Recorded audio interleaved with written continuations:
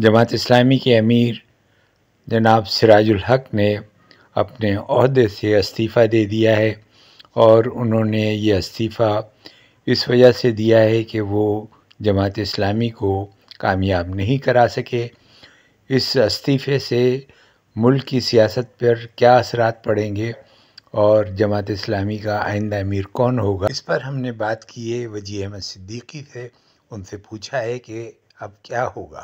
یہ اصل میں جمہوری طریقہ یہی ہوتا ہے کہ اگر آپ وہ کامیابی جو مطلوبہ کامیابی ہے نہ حاصل کر سکیں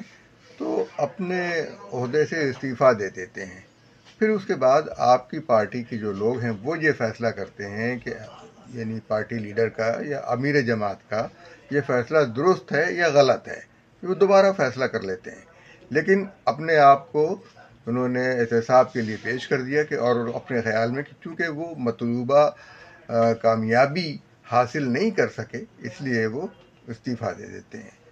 اس کی روایت رہی ہے صرف جماعت اسلامی میں،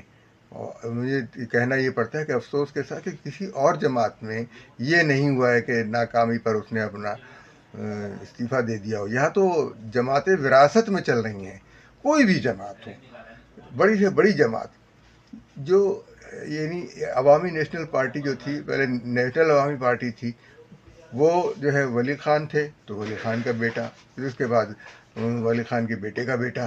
تو اس طریقے سے وہ چلی آ رہی ہے۔ پھر نورانی صاحب کی پارٹی تھی جے یو پی، تو جناب انس نورانی دوسرے، پھر فضل الرحمان مفتی محفوظ کی پارٹی تھی تو فضل الرحمان کے بعد ان کے بیٹے۔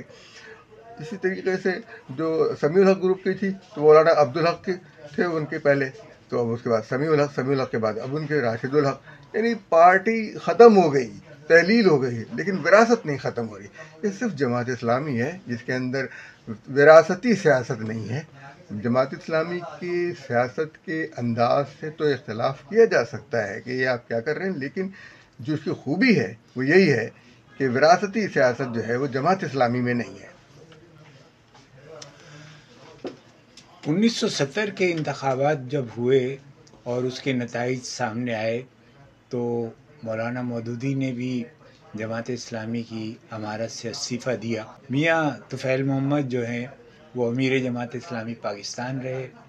اور اس کے بعد قاضی حسین احمد نے جب پاکستان اسلامک فرنٹ بنایا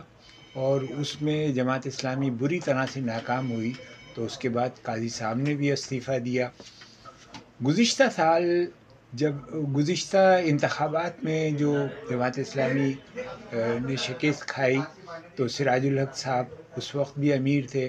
لیکن انہوں نے استعفیٰ نہیں دیا، بلکہ ایک کمیٹی بنائی تھی جو پورے پاکستان میں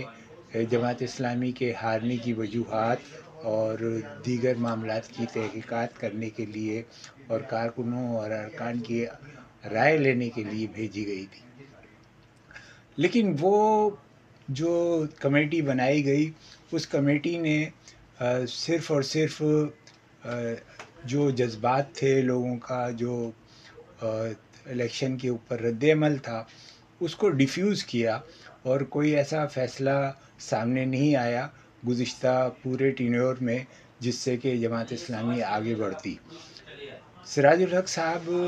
نے بے شک محنت کی ہے، جلسے جلوس، ریلی، ہر طرح کے معاملات کے اندر وہ بہت آگے رہے ہیں، لیکن وہ ڈیلیور نہیں کر سکے۔ جماعت اسلامی کا جو اس وقت سب سے زیادہ تشویشناک پہلو ہے وہ یہ ہے کہ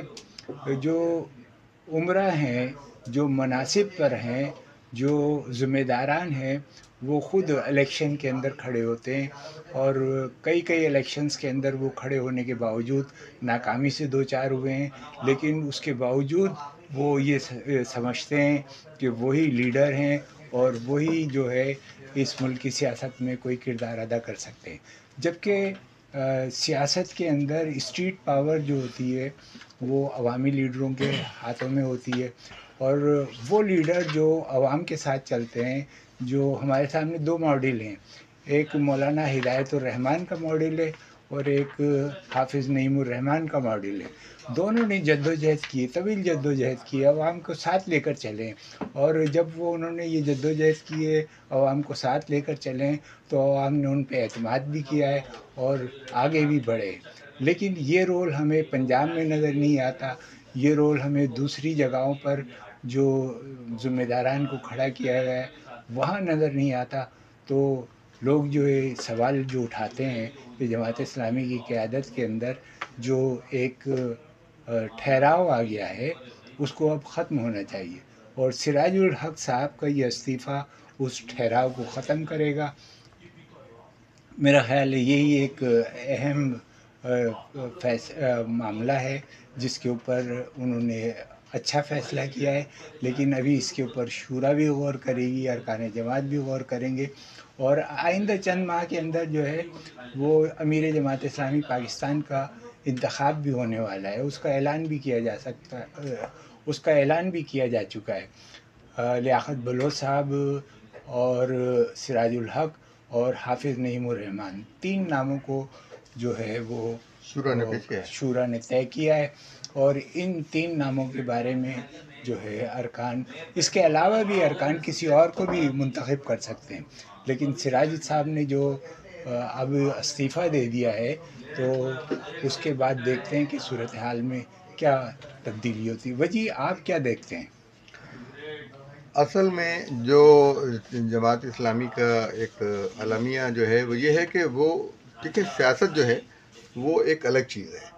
और जमात के अपना एक मंशूर, अपने अंदर इंटरनल उसकी जो पॉलिटिक्स है वो एक अलग है। आप जमात की इंटरनल पॉलिटिक्स के तहत मुल्क की सियासत को देखते हैं, तो ये अलमिया है कि फिर वो सोचते हैं कि जी हमारा जो लीडर हो वो बाकिरदार हो, तो अब आप बाकिरदार लीडर आपने अपना अमीर बना लिया तो यही होगा। लेकिन वहाँ बाकिरदार से ज़्यादा बिल्कुल एक मौसर आदमी चाहिए, जो मुतहर्रिक आदमी चाहिए, जो मूव कर सके।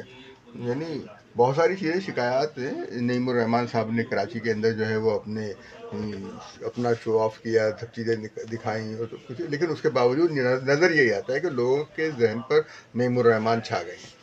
दूसरी चीज़ ये कि जमात इस्लामी को जो नुकसानात हुए हैं वो ये हैं कि जमात इस्लामी जो है वो जब इलेक्शन के बाइकाट हुए उनमें शरीक हो गई। जमात इस्लामी को कभी भी इलेक्शंस का बाइकाट नहीं करना चाहिए था, क्योंकि बाज़ औक़ात ये होता है कि उन बाइकाट्स में नतीजे में आप अपनी जगह खो बैठते हैं। इस इलेक्शन में लोग कहते थे जमात इस्लामी हमेशा जो है वो MKM की खाली जगह पर जो है वो आती है, लेकिन इस इलेक्शन ने साबित कर दिया है कि MKM जो है वो उतनी बौखलाई है कि उसने जमात इस्लामी से ज़बरदस्ती सीटें छीनी है और PTI से ज़बरदस्ती सीटें छीनी है। तो उसके बावजूद जो है वो लोगों के दिलों में उसकी जगह नहीं है, लोग जानते हैं कि ये क्या हुआ है। तो बहरहाल इस वक्त जमात इस्लामी को ये करना चाहिए कि ये तय कर ले कि अपने उमरा जो भी हों, चाहे सिटी के हों चाहे ज़िले के हों, वो इलेक्शन में हिस्सा नहीं लेंगे, और मोहल्ले में जो